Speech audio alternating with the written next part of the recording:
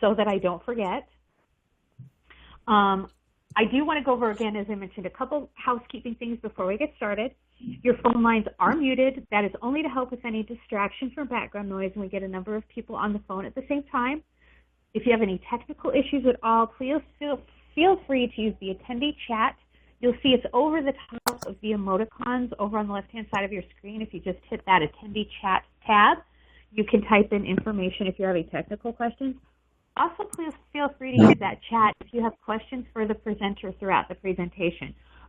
Feel free to put your questions out there when you think of them. We may not get to it right away. Definitely don't worry about that. I'll hold it until a good time to get to them, and we will have some time for Q&A at the end. But I do like to mention you can definitely feel free to get them down while you are thinking about them. I am going to go ahead now and introduce your presenter for today. This webinar is being presented by Drew Alexis, who is with the Alexis Law Firm. Drew represents employees, in particular financial institutions, small employers, and nonprofit organizations, and individual employees in a wide range of employment disputes between federal and state courts and administrative agencies, including the areas of discrimination, harassment, and retaliation, wrongful termination, constructive termination, wage and hour violations, breach of contract, fraud, defamation, and leave of absence law violations. Mr. Alexis has both jury trial and appellate experience and has litigated employment cases for over 20 years. So he brings a great background of experience and education to this topic, and I am now going to pass it over to you, Drew. Thank you. One of the other things that I've done is I also do a lot of work for nonprofits in the general counsel area. For 4 years, I was the general counsel to an animal sanctuary, and I'm currently on the board of one. And so I've got a lot of experience outside of the employment law area, working with nonprofits as well. And as a vegan, I'm also pleased to be assisting animal charities. So my topic for today is minimizing liability and risks in using volunteers. And I want to start this topic, to the slide move. So I'm having an issue now with this. It's moving a little slow. But okay. There it goes. Yeah, it's just moving a little slowly. Perfect. Okay, so I want to start with a case study on how volunteers can create liability and why it's something that we should all be concerned about, why all of you should be concerned about, and make sure you've thought through ways to minimize the risks created to the organization when you retain volunteers to provide services or perform functions on behalf of your nonprofit. So there's a case called Scott versus Ross and Cult Awareness Network. Jason Scott had 5 brothers and a mother who were all members of a Seattle-based church called Life Tabernacle Church. And then there were some issues in the church that Kathy experienced, and the mom, Kathy, decided to leave the church and urged her sons to leave the church too. Her 3 eldest sons, aged 18, 16, and 13, refused. The other 3 were younger and did. So Kathy was still concerned about her sons being involved in this church and contacted the Seattle Community Service Hotline for help.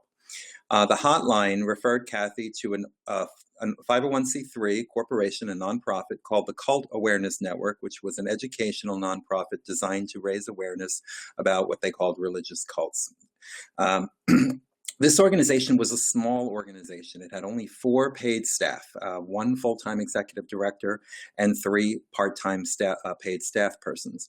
So they obviously had to rely heavily on volunteers to carry out their mission. They relied heavily on their state, what they called contacts, that were volunteers that were able to speak to members of the public, answer questions about what the work of the Cult Awareness Network is, and provide information to those that called with concerns. So I just moved the slide forward and it moved it back.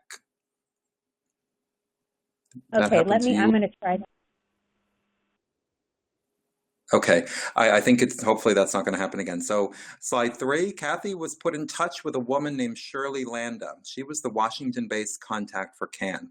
And Shirley referred Kathy to someone named Rick Ross for some assistance. Now, Shirley knew who Rick was. She watched a TV show many of you might have heard of called 48 Hours, where Rick performed involuntary deprogramming of individuals who were supposedly brainwashed by cults. And Rick Ross performed successfully involuntary deprogram on Kathy's two youngest children. Since they were minors, there were less legal issues around involuntary detention and deprogramming of the younger children. But Jason was an adult. He was 18 years old. And Kathy, the mother, Rick, the deprogrammer, and Shirley, the volunteer for the Cult Awareness Network, felt that deprogram Jason would be more difficult legally because he was an adult. So Ross and three other individuals, not including Kathy or Shirley, decided to abduct Jason, and they held him captive in a cottage for 5 days. And during that 5-day period, they continued to question and argue with him, even at times not letting him speak by preventing him from speaking, and sharing concerns about the religious organization in which he was a member. They wouldn't release him until he showed signs that he was agreeing to leave the church. And what he did was he feigned acceptance of Rick's efforts to deprogram him, and was able to escape their control and ultimately filed a lawsuit. He sued, alleging a conspiracy to deprive him of his civil rights under federal law, as well as state claims for negligence and outrage. Outrage is a tort claim that's the equivalent, many of you may have heard of, a claim for intentional infliction of emotional distress. And he sued Ross and the three other men who abducted him. And he also sued the Cult Awareness Network, which is odd since they really weren't involved in anything involving his abduction. But they alleged that this nonprofit was vicariously liable for the acts of Shirley that was acting, or who was acting as its alleged agent. Interestingly, Jason did not sue Shirley individually, even though Shirley was the one that referred his mother to Rick. Shirley was not sued. And CAN, the nonprofit, was sued. Oh, it went back again. I'm not sure why it's doing that.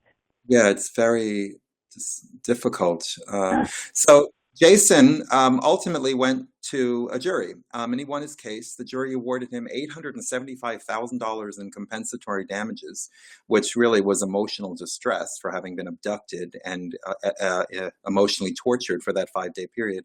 And significantly, he won a $4 million verdict in punitive damages. And the nonprofit was ordered to pay 10% of the $875,000 compensatory damage award and $1 million of the punitive damage award. Now, CAN had insurance pay for that. They had a policy, which was a good thing. So they were able to get money from their insurance carrier to pay for the damages. But instead of actually paying for that award, they used that money to appeal the case all the way up to the U.S. Supreme Court, which ultimately declined review. Of course, because they used all of their money, both the money they received from the insurance company and other funding they have, they ultimately, in 1996, a few years after the litigation was filed, they went bankrupt as a result of this lawsuit, and they were shut down. And at each stage in the appeal, the courts concluded that it was reasonable for the jury to find that Shirley was acting, even though she was a volunteer, within the course and scope of authority granted to her by the nonprofit when referring Kathy to Rick. So this is a significant example of a situation where a nonprofit utilizing a volunteer for a simple act, the act of serving as a representative to provide information, one where she was not perhaps closely enough supervised by the nonprofit or instructed by the nonprofit, it resulted in significant liability and ultimately to the destruction of the nonprofit corporation. So I think it's a good case to start our discussion on the topic of the fact that volunteers can be a source of significant liability to nonprofit corporations. Of course, nonprofits are corporations. They can only act through individuals. They will act through paid agents of whom they have more control, such as managers and officers, other employees, and independent contractors or consultants that they hire, typically with very detailed terms, job descriptions, opportunities to terminate them if the relationship is not working, and with a lot more training going into the activities that they're performing. And then they also act, obviously, through their unpaid agents, directors, trustees, and other volunteers. And of course, as with CAN, other nonprofits act more frequently through volunteers than they do through employees, because it's difficult for a nonprofit, especially a smaller nonprofit or a startup nonprofit, to have the funding to be able to retain employees and guarantee the opportunity to pay salary on an indefinite basis for employees. And so nonprofits frequently do act and take action through the activities of volunteers. Yet nonprofits tend to exercise a lot less control over volunteers, and they often exercise a lot less vetting of volunteers. They're just pleased to have someone willing to do the work without receiving pay. I will email the PowerPoint presentation. I just saw that message. Oh, it went back again. I'm just not sure why it's doing that. I'll have to figure that out. It could be, I've been having internet issues, so it could be on my end that's causing the problem since I lived. So I should have printed it myself. I hadn't thought to do that. Nonprofits can be liable for the acts of their volunteers under a number of theories, but the principal theories are vicarious liability and ratification. Vicarious liability assesses liability on the principal, the hiring party, for the acts of an agent, the hired party, when done within the course and scope of the agent's particular authority or assignment. And ratification will assess liability on the principal for acts of an agent that is even outside the course and scope of the assignment if the principal ultimately accepts the conduct or accepts the benefits of the out of scope conduct. So those are the two theories of law that allow injured parties to sue nonprofits for the actions of their volunteers. So, and volunteers, incidentally, may have immunity themselves from the lawsuit. They can create risk of liability for nonprofits, though they themselves frequently have no liability. Well, why is that? Why is it that the individual that actually causes the harm and not the nonprofit is the one that can escape liabilities? Well, there's really primarily three reasons. Of course, nonprofits typically have insurance. Volunteers, who are just individuals that show up to do some good in the world, often lack insurance to cover claims. They may, of course, have their own auto insurance. They legally are required to in all states. And so if they're in a car accident, they have insurance that would cover those claims if they're performing services on behalf of the nonprofit. But they typically don't have any other type of insurance. Homeowners policies, to the extent they own a home and have homeowners insurance, likely would not cover the acts of volunteers performed on behalf of the nonprofit if they were performed outside of the home. And volunteers often lack deep pockets to pay judgments. Many volunteers are volunteers because they don't necessarily have the ability to donate make significant donations, so they'd rather donate their time. I know a lot of my friends who don't have the money to financially support organizations, but they support organizations with their time. So nonprofits, I know that the nonprofits aren't as deep of pockets as are your Fortune 500 companies, but with respect to claims and vis-a-vis volunteers, they are the deep pockets, right? The nonprofit organization. And then many of you may not know that volunteers themselves are actually protected from some liability by law. In that regard, in 1997, Bill Clinton signed the Volunteer Protection Act into law to promote volunteerism. The idea behind this law was that volunteers may be discouraged from serving out of fear that they could be sued frivolously in litigation to the extent they cause some injury or harm or damage to the nonprofit or to others. And Clinton felt that liability reform would be a positive good to encourage volunteer service and promote the public good, because of course the public benefits when individuals are willing to provide services as volunteers that can't be provided by the for-profit world or by the government. And so this law was designed to encourage more volunteer activity. This law provides that no volunteer of a non-NPO, in my shorthand is nonprofit organization, this law provides that no volunteer of a nonprofit organization may be liable for harm caused by an act or omission of the volunteer if four factors are met. One, the volunteer is acting within the scope of the volunteer's responsibility. Two, if the volunteer is required to have some sort of license, that the volunteer actually has that license, certification, or other authorization. A good example of that is I'm a volunteer to a number of nonprofits as a lawyer. And of course, a lawyer is required to have a license to practice law. And so I have a license to practice. And if I'm acting as a lawyer, I would, for a nonprofit and did some harm, I would be covered by these first two categories. Number three, the harm must not be caused by willful or criminal misconduct, gross negligent means extremely serious negligent, reckless misconduct, or a conscious or flagrant indifference to the rights and safeties of the victim or of other persons. So in other words, the harm, if it's particularly, or the cause of the harm is particularly egregious or intentionally wrongful, then the volunteer is not protected from liability. This is, however, to cover ordinary acts of simple negligence, mistakes, for example. And finally, the harm was not caused by the volunteer operating a motor vehicle for which the state requires a license and insurance. So if the volunteer injures someone in the operation of a motor vehicle on behalf of the nonprofit, in that particular case, the volunteer could still be liable. Now, there are also some statutory exceptions to this statute. For example, liability will still exist to the volunteer if the volunteer is acting under the influence of drugs or alcohol, and also for certain other egregious offenses like civil rights violations. For example, if the volunteer commits a form of sexual harassment of an employee. Sexual offenses as well are statutorily excluded.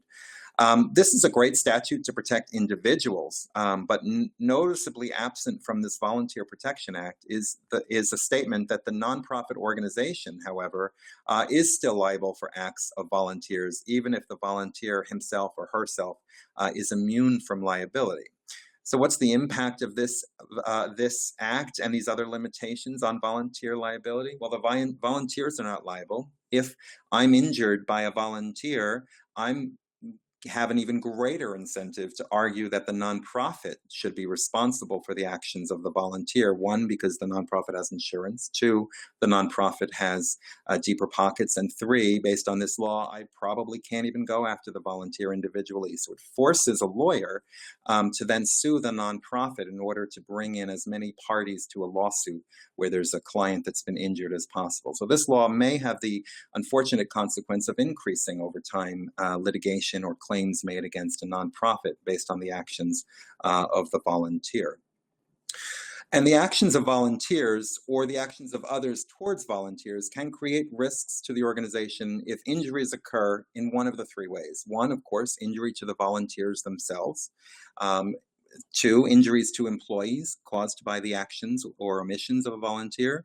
And then, of course, injuries to other persons, visitors, donors, members of the public who are injured by statements made by volunteers, defamatory comments, or other types of personal injuries when they're visiting a facility or speaking on behalf of a nonprofit or otherwise accessing information as part of their service to a nonprofit. So let's look at how to minimize the type of liability caused by volunteers with respect to each of these three classifications. So let's first talk about injuries to volunteers, where volunteers may sue nonprofits for injury. There really are four general areas where volunteers may file claims. Of course, volunteers may be personally injured or may have some sort of tort claim, like they were defamed, for example, or they were subjected to the tort of outrage or infliction of emotional distress.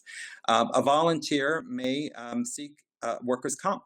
I've seen cases where volunteers have both sought workers' comp and received workers' comp and then still sued for personal injuries against nonprofit corporations. So they may, even though they're not employees, they may seek coverage under your workers' comp claim and file a comp claim.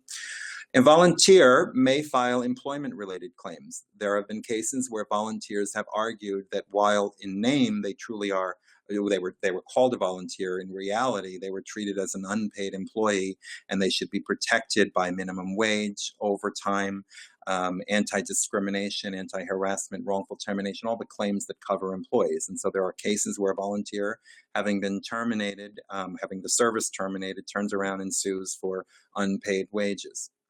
And of course, the last claim that they can file is a civil rights claim.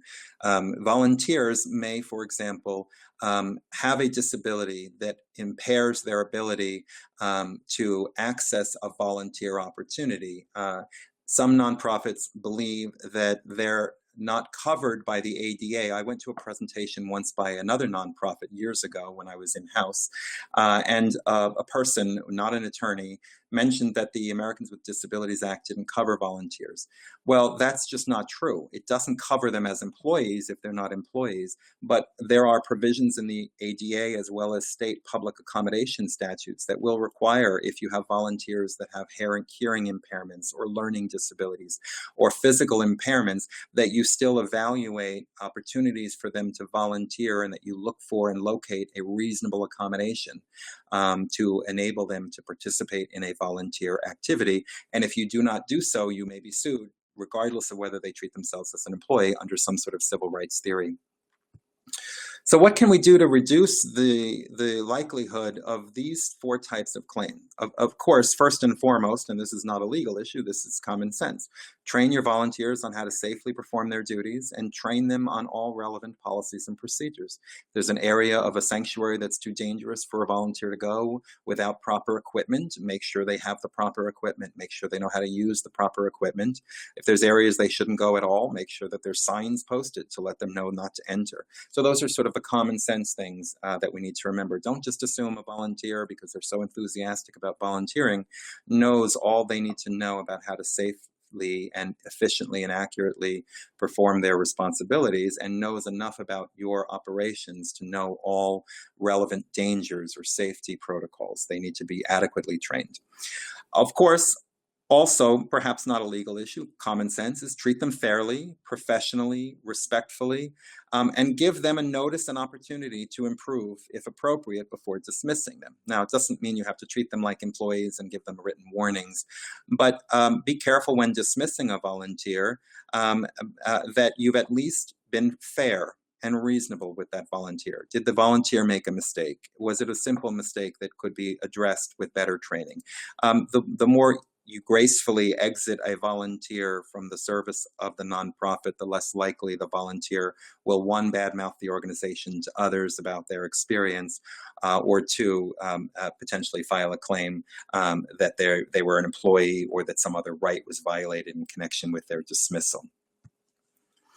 Those are common sense, of course, but once you do those things, then you still need to protect the organization from them, from the volunteers. And here's some ways that you can protect your nonprofit organizations from potential claims by volunteers. One, use state-specific release of liability agreements.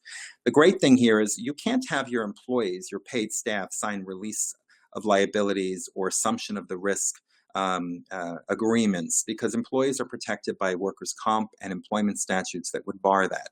But your volunteers, assuming that you are properly classifying them as volunteers, can and should be asked at the commencement of a volunteer relationship to sign things that are drafted based on state law. State law may have specific language. For example, in California, there's a particular provision of a civil code that has to be referenced in these agreements. Other states have similar requirements. So if you have volunteers coming to your facility in your state and you have animals or equipment or pathways that could be dangerous, safety concerns, make sure they sign something that's very clear that they are assuming the risk of injury, and that should be done pre-injury, and that they're waiving the right to bring claims based on their desire to serve as a volunteer. And that waiver and that assumption of the risk is a pre-injury file, a document that's signed. Of course, if there is an injury and you feel compelled to provide some compensation to them or pay for their medical expenses associated with an injury, don't just do that and walk away. Make them sign a post-injury release agreement, which says in exchange for that payment, in exchange for you reimbursing them their medical expenses, they agree to release claims. And again, those need to be drafted with respect to state-specific language in those agreements. Another way to reduce the likelihood of claims, use written volunteer agreements. I'm hopeful that many of you already have good written volunteer agreements. The things that these agreements should include are, of course, very clear acknowledgments that an employer-employee relationship is not being established, that this person is freely giving of their time as a volunteer, and that they understand that they are not an employee, not entitled to wages, not entitled to benefits, can cease volunteering at all times. There's some very specific language that I often recommend and be added to these agreements to confirm this fact, which would be very helpful if one of them were to go to the Department of Labor or some other agency and seek compensation after you dismiss them. Number two is consider an arbitration clause. An arbitration clause will require that if there is a dispute, in lieu of proceeding to a jury that would award $875,000 in compensatory damages and $4 million in punitive damages, that dispute is reviewed by an arbitrator. And an arbitrator is typically a retired judge or a lawyer like me who's much more reasonable even when there's a finding of liability in awarding damages. You always hear about the runaway jury. You never hear about the runaway arbitrator who issues ridiculous awards. And three, the volunteer agreement should also provide consent to background check. If you're planning on doing a background check, then the volunteer agreement should include that there is that consent and that it's an ongoing requirement, meaning you could do the background check pre-volunteer service at any time thereafter.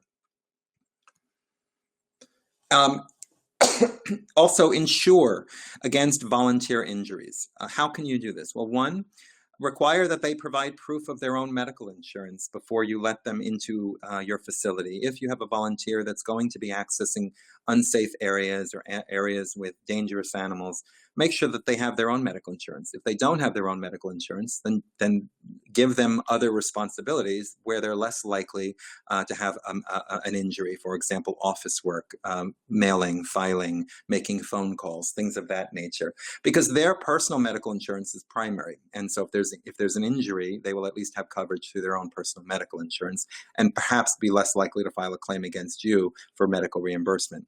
If they drive for you, require that they provide proof of auto insurance. Don't just assume they have it, and let your broker tell you how much liability they think is appropriate to make sure that there's coverage. You may also, depending on how much driving they do for you, want them to get a certificate that the nonprofit is named as an additional insured under their policy. So if it's someone who's regularly going to be driving for your nonprofit, it may be appropriate to have your nonprofit named as an additional insured, which would either be cheap or free, depending on the insurance you have on that particular policy.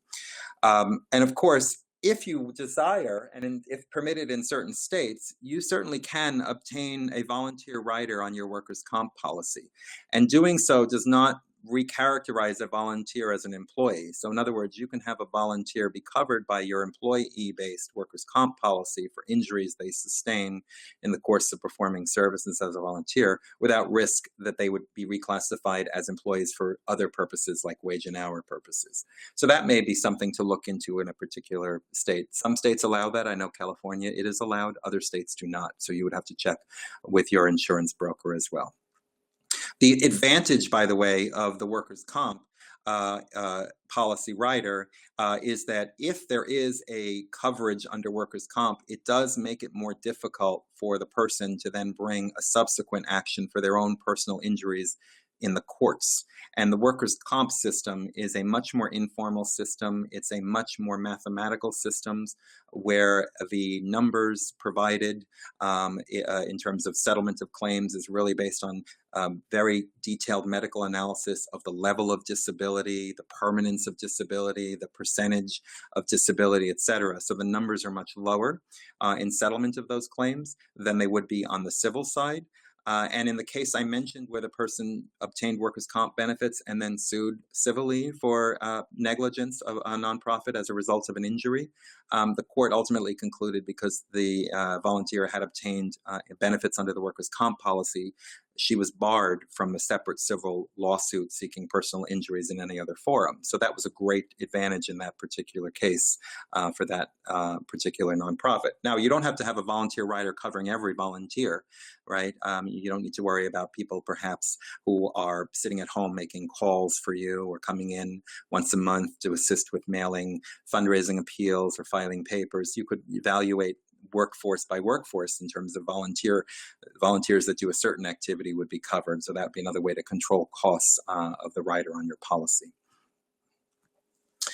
Now, what types of claims can employees and other persons file that result from injuries caused by volunteers? Well, there's really three categories here. Again, it's personal injury and tort claims, like the claim we discussed in the first case for negligence and the tort of outrage. It's workers' comp claims. If a volunteer injures an employee, then the employee's claims are covered by workers' comp. And it could be harassment claims. If a volunteer says something to offend an employee or otherwise engages in inappropriate conduct to an employee, then that could subject the organization to harassment claims. So what can we do to minimize the likelihood of claims first by employees resulting from the conduct of volunteers? Of course, the first thing that I mentioned about proper training and awareness of safety protocols and policies and procedures, applies here as well. The more likely your volunteers are trained and know what they're doing, the less likely they're going to take action that injures an employee.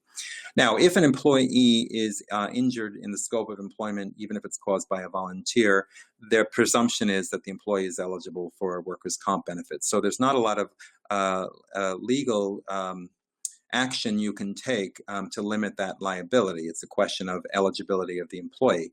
The workers' comp, if the volunteer is responsible, depending on the state and then what the volunteer did, may be able to seek indemnification, which would be a benefit to you from the volunteer. But remember, the volunteer is protected from certain liability for acts of simple negligence, for example. So the carrier may be on the hook for all the expenses, and of course that could impact your rate as well.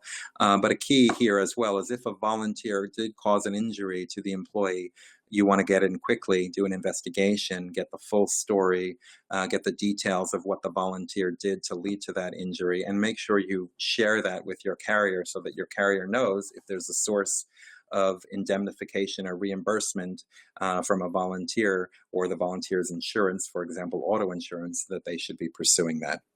Don't just assume they're going to do that. A lot of workers' comp carriers accept claims. It's only after the employer pushes back that claims sometimes get rejected. I'm working with an employer now where the claim was fraud. They accepted it and now they're stuck with it, even though the person clearly committed fraud and the attorney who filed the claim ultimately got fired.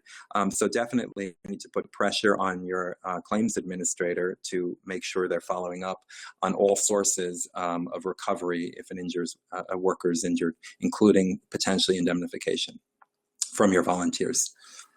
How about harassment claims? Well, we forget that volunteers can create situations that rise to the level of creating a hostile work environment, either sexual harassment. A volunteer might have a sexual interest or engage in inappropriate conduct or make inappropriate jokes or comments to an employee, and your employee can sue you very easily for hostile work environment harassment under federal or state law on the basis of all those protected classifications: race, gender, sexual orientation, etc. So how can you minimize the likelihood of these claims? One, well, you have a duty as an employer to provide a workplace free from discrimination or harassment.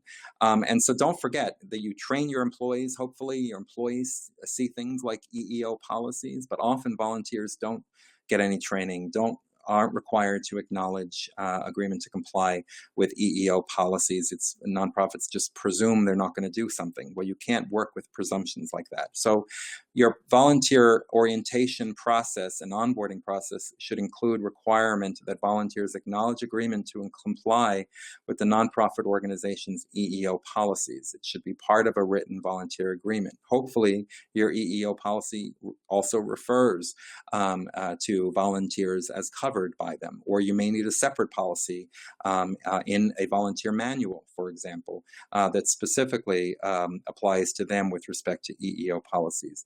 But in addition to requiring that they acknowledge agreement to comply with your EEO policies, if you if an employee reports to you that they're being subjected to any type of harassment or discrimination or retaliation for refusing sexual advances, for example, you have a duty to promptly investigate that claim just as if it were coming from a manager or a coworker.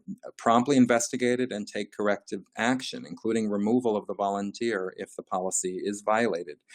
Your volunteer can create liability that if the conduct continues after you're aware that the volunteer is engaging in this conduct, then the company is deemed liable for the volunteer's actions of harassment, even though obviously harassment is not within the course and scope, hopefully, of why you have a volunteer providing service. No one hires volunteers or contracts with volunteers to provide services that include harassing their employees. So you have to promptly investigate and take action and take corrective action. If you don't, then you will be deemed to have ratified the volunteer's conduct and be on the hook for any damages, including emotional distress of the employee. Now, what about personal injury and tort claims filed by third parties that result from the conduct of volunteers? So your application process may need to include some form of background check. And I know a lot of nonprofits don't like to do background checks, particularly on volunteers, for a number of reasons. One, it's time consuming. It may take weeks to get information, and there's a quick need, which is often the case with volunteers. You want to get someone in performing the work, especially since it's for free. And so a lot of nonprofits dispense with all background checks. And I think that's a risky approach. If, for example, you bring someone in to work with animals, and your facility allows children to interact with the animals, and that volunteer has a history, a criminal history of sexual abuse, is a registered sex offender, you may be sued for negligent hiring. Obviously, it's a volunteer. You didn't, quote unquote, hire them, but nevertheless, you may be sued for negligence, for failing to investigate whether or not this person was an appropriate person to bring into the space to interact with the nonprofit's visitors and members of the public. So you definitely want to make sure you do some type of background check. Personal references certainly is one way to go, but of course, anyone wanting to provide a reference will likely provide people who are going to be favorable to him or her, and so they're limited in their effectiveness unless you have very detailed standard questions that you ask, which I always recommend very detailed standards, not just let the personal reference speak. You should have a form that a caller uses to ask the same question to each reference. Professional references are also valuable. You're not bringing a volunteer to be a friend, so a personal reference of a friend or family member is of limited value. You're bringing a volunteer to provide hopefully some sort of professional work-related experience to the table. So if you're bringing in a volunteer to perform some sort of work around caring for animals, and they worked at a vet, find out, did they get fired from that vet? Are they eligible for rehire by that vet? What were the circumstances surrounding the termination of employment? What's the length of their employment been with prior employers? If it's been a short length of employment, that might raise some red flags. So consider a process of personal and professional references if the volunteer is likely to drive. Now, I don't mean drive to your facility and then leave, but I mean drive once they get to your facility. If you're having them drive to pick something up, to deliver animals to some facility, to take animals to the vet, to get supplies, to shop, then they're now working for you while driving. So the driving activity they engage in, it becomes your activity. It becomes part of the course and scope of their retention as a volunteer. In that case, you would be wise to do a DMV, Department of Motor Vehicle Records search, because if they have a history, for example, of drunk driving, convictions for drinking while driving or drinking while impaired, and they get into an accident while picking up something for you or performing some other driving related service for you, and they injure someone, then of course you're on the hook for negligent retention of that volunteer for failure to do that background check. And of course, a criminal and or civil litigation search may be wise to do. Civil litigation can be more complicated because there's not a universal system to search every courthouse. But a criminal search is much easier to do. And of course, there's third-party companies that do these searches for you. So for a fee, you can have an outside, what's called a consumer reporting agency, do these type of searches, the DMV, all of these searches, and then report back to you with what they find. Now, here's some notes on background checks. Many of you may do background checks on your employees and may be thinking it's complicated because you have to worry about all the form disclosures and the pre-adverse and the adverse action letters that go to applicants for employment. Well, none of that applies to your volunteers. Volunteer assignments are not covered by the Fair Credit Reporting Act, which is the law that requires very detailed background check consent and disclosures. That said, different states do have constitutional or statutory rights to privacy, and a background check does reveal information about someone that is private, and therefore, if you're planning on doing these types of background checks, you do want a disclosure where you notify the volunteer of the check that you're planning on doing. The value there, of course, is if the volunteer has something in his or her background that they know would come out and be harmful, then they're less likely to even waste your time by applying for that particular position. So the disclosure can have a deterrent effect on those that you wouldn't want to be volunteering in the first place from applying. So the disclosure and a consent form that the volunteer signs, which of course is retained and kept in a private volunteer file, and the consent is to do that particular search and to confirm that they're waiving their right to privacy, to permit you to obtain that information. I've seen situations where someone will start either as an employee or a volunteer, and then the background check is done thereafter. I've had clients that have done that and then had to remove people from information they learned. That's really not the best way to do it. One, because the person's now on site, and two, it would be better, of course, to not have them start until you're really comfortable that their background doesn't raise any red flags about them starting. So I always suggest delay the start of a volunteer until you've been able to complete whatever background check you determine to do. How else can we reduce the likelihood of third-party claims resulting from the conduct of volunteers?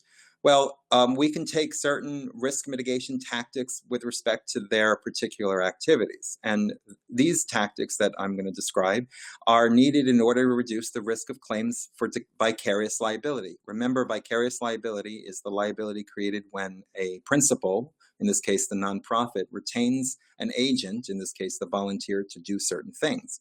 And so how do you reduce the likelihood of vicarious liability? Well, if a volunteer does something really horrible, you want to be in a position where you can turn to the person injured and say, this was outside of the course and scope of what we reasonably expected the volunteer to do, and what we trained the volunteer to do, and what we told the volunteer to do. And you can't do those things unless you've, one, provided that volunteer clear training of expectations. Two, you've implemented some type of volunteer job description that's fairly detailed. And three, you've put into place some policies and procedures manual that identifies what's proper behavior, what's improper behavior, what's authorized, what's unauthorized, what approval they must get before taking certain action, what they're unable to approve. If you do those things and they then act outside of the bounds of what you've provided in that training materials, in that job description, and in the manual, you're in a much better position if someone gets injured by saying, we are not responsible because there is no vicarious liability because we told them not to do that. So it's very important to reduce vicarious liability, to have these types of very detailed job descriptions and policies and procedures manual. What about steps to take to reduce the risk of claims for ratification? And what I call these are the 3 Ds. Well, one, discipline. Discipline a volunteer who fails to follow proper policies and procedures. If the volunteer is making harassing phone calls or using inappropriate language with employees, and you don't stop that from happening, and you know it's happening, then you will have been found to have ratified the conduct. So discipline, and I don't mean discipline in the context of written warnings like you do to an employee or performance improvement plan. It could be much more casual than that. It could be a conversation that's then documented. It could be an email, or it could be a termination. We can't continue to let you volunteer because you're taking actions that's inconsistent with our values, our policies and procedures, etc. So that's the first one. Quickly discipline and address conduct. 2, distance. Distance yourself from a volunteer immediately if he or she engages in illegal activity.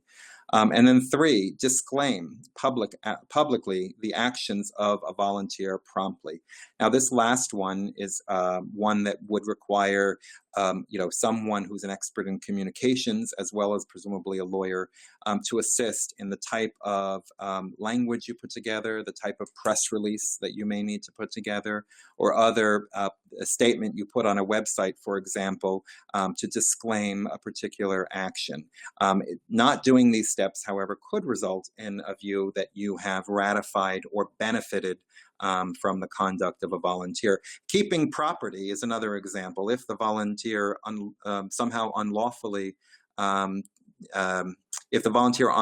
solicited charitable donations, and you keep those donations, despite the fact that the volunteer misrepresented how the money is going to be used, you may be deemed to have ratified that volunteer's illegal fundraising activity. And in that case, you may need to make an offer to return the property to the donor. So that's another example. So be mindful of keeping benefits from conduct that may create liability. So I want to give some final thoughts on, I didn't even start this by defining a volunteer, but I want to end this presentation by defining a volunteer in comparison to what an employee is, because I think this is another area where it merits some thought. The Department of Labor will not consider an individual who is volunteering to be an employee if he or she, 1, volunteers freely for public service, religious, or humanitarian objectives, 2, does not expect or receive compensation for services, 3, serves on a part-time basis, and 4, does not displace employees. If those 4 factors are met, then the Department of Labor will view an individual as truly a volunteer should that person come calling to the Department of Labor or file a claim under the Fair Labor Standards Act or some other law that they should be treated as an employee.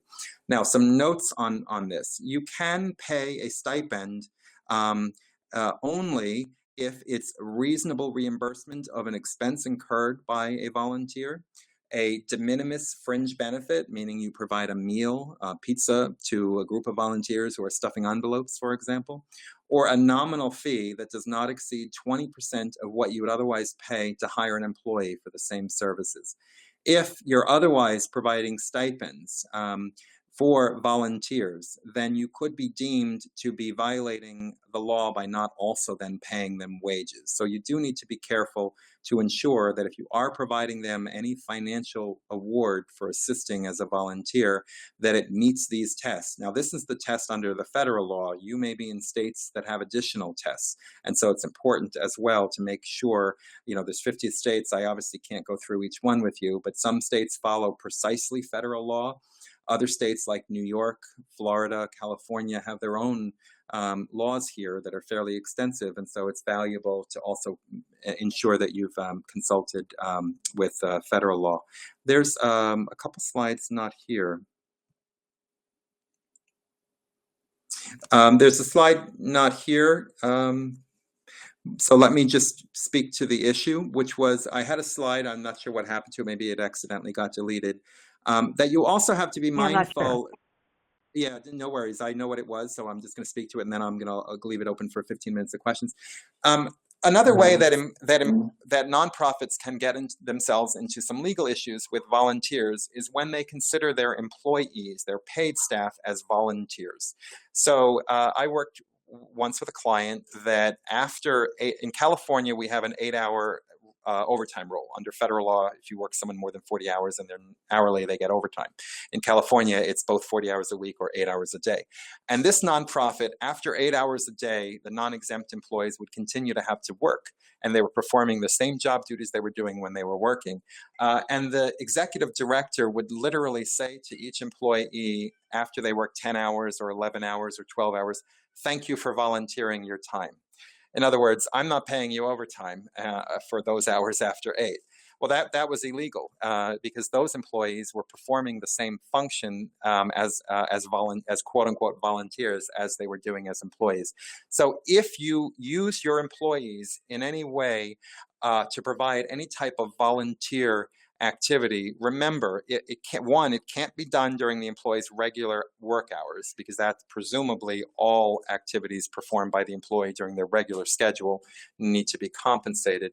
If, however, there are some opportunities for employees to perform other types of activities and they wish to do so outside of their regular business hours, there needs to be some very clear policy put together and processed so that employees are aware. A good example would be you have animal caregivers and their job is every day is to come and care for the animals. You're hosting a gala event in New York City and you're looking for volunteers. Some of your employees wish to attend that event because it's an opportunity to hobnob with celebrities and donors and have wonderful vegan food. And they're employees. Can you allow them to volunteer under those circumstances? Well, sure. And under those circumstances, with the proper procedure around selection of those volunteers and a proper application from them that they understand, or a statement that they understand this is a volunteer activity, it's not activities that they normally perform in the course and scope of their employment, you would not have an issue in that particular case with having your employees volunteer in that capacity. So I think that's the end of my presentation. I hope this has been helpful, and a number of you may have questions, so I'm going to open it up to questions. Thank you so much, Drew. We do have some questions, and I apologize about the slides. I know what you sent me had those additional slides there. I'm not sure what happened, so I will figure that out. We had a couple people ask if you had templates or examples for a couple things. And one was if you had an example or a template for those volunteers that may be receiving a stipend. I don't use a template for that. I do have templates for volunteer agreements. Stipends are done on a case-by-case, fact-specific basis, so a template wouldn't be appropriate. It would need to be the details around the stipend would need to be discussed to be able to make sure that that stipend wouldn't be converted into compensation. Great, thank you. And then we had the question asking if you had any examples of other agreements that might pertain to volunteers that you were talking about earlier in the presentation. Yeah, what I did a seminar maybe a couple months ago, maybe some of you attended, on Employment Law 101 for nonprofits, and I represented that I had a sample offer letter, and then I think I provided it to GFAS to send to folks. So if I can certainly provide a sample volunteer agreement if that would be something folks would want. And for the person who wants something around, sorry, go ahead. No, you're fine. Go ahead. Oh, for the person who asked about the details on the stipend, if that person wants to just email me directly, my email was on the very last slide. So if you're going to send these slides out, you'll all see my email, and that person can just, write me the details. And if I can assist, I certainly will. That's perfect. And I'll get a PDF of the full slides and send that out, and along with any of the templates Drew sends, and then you'll also have his email if you had any other samples that you were wondering if he had. We did have a question asking, is there a formal way to dismiss someone if they're not following rules to prevent being sued? If they're not following rules, what was the last part of that? To prevent being sued. Oh, to prevent being sued. Well, certainly if a volunteer has signed some sort of waiver or assumption of the risk agreement, and it covers the types of claims you're concerned about, then that's one way to prevent being sued. of course, the best way to prevent being sued in a situation where there's a difficult, quote unquote, termination, and there's a claim is to pay consideration and enter into a post-claim release agreement with the person. And the third, of course, is to have an arbitration agreement or an arbitration clause in your agreement, so that they can't sue you. They'd have to bring claims before an arbitrator. And you, in that case, you'd make them equally responsible for the arbitration fees, and those are cost prohibitive. A volunteer would not have the money to pay the arbitrator's fees, so it creates a deterrent to them bringing a claim. Right? It's easy to go to court. Anyone can go to court and file a complaint. You can do it free in some courts, or for $400 in others. You can file a declaration that you have no money in some courts, and then get the ability to file it for free. And you don't pay for the judge's time. In arbitration, you pay the arbitrator by the hour. If the volunteer is equally responsible for the arbitrator's fee, they're much less likely to have the resources to pay, and it will have a deterrent effect on the filing of the claim. Thank you. Another question. Our horse rescue is located in New York State. New York does not have an inherent risk law. What are the best ways to cover this to legally protect us in our volunteer agreement? I would need to look. I'm not as familiar with, I'm a California lawyer, so I'd have to take a look into that. I'm certainly happy to look into that and send an email to GFAS, which they can forward to all folks who are in New York. Thank you very much. And another question, how different are the considerations for interns versus volunteers? There's really none whatsoever. Well, there may be some rules around interns doing things for credit, for school credit. That may make it more difficult for them to make employment claims if it ends poorly and they're upset, because if they've received certain school credit, there would be a different argument, be more difficult for them to claim that they were employees. But all of the other rules I've described for interns are the same as for volunteers. Great, thank you. If an intern is receiving wages, however, or a stipend, then the intern really should also be treated as an employee. So you can have interns who are volunteers, and then you can have interns who are employees. So it's important to make sure that if you're calling someone an intern, you're also determining whether they're a volunteer, meaning they're just doing it for credit and freely to provide service, or they're receiving compensation or regular stipend, which is more than de minimis, and therefore they may be treated as an employee. Great, thank you. Very good point. I'm not seeing any other questions, so I'll go ahead and kind of close up a little bit and give everybody a couple more minutes if you have another question to get typed in. But I very much want to thank Drew for this great presentation. Really, really helpful information. I think people are going to be very thankful, too, to have the recordings go back and view, or if they haven't had a chance to view it at this point. And I apologize for the slides. I don't know what was going on. I will figure that out. Like I said, this is the first time we've used this since the update. So we'll get it figured out, and I will get everybody a PDF copy of the slides and any follow-up information we get from Drew. And as he mentioned, his email will be on those slides. Did you have anything you wanted to throw out there, Drew, before we close down the session? I thank you all for all the great work you do in the world, and I'm honored to assist you all. I will be happy to, if you get my email and you have some questions, feel free to just write. My phone number is also on there. For those of you interested in more webinars, feel free to let Kelly and Robin know what type of webinars you would want from a lawyer, and I'm happy to provide others. The next one I'm going to do is on rules and regulations around fundraising, solicitation, and engagement of paid solicitors, telemarketers, and fundraising counsel, because there are a lot of regulatory requirements in that area as well. So hopefully we'll all be speaking together again soon. Thank you so much, Drew. Well, thank you so much, Drew. You're doing this. My pleasure. And everybody have a great day. I will be following up by email, and thank you again for attending. Bye, everybody. Take care, everybody. Thank you.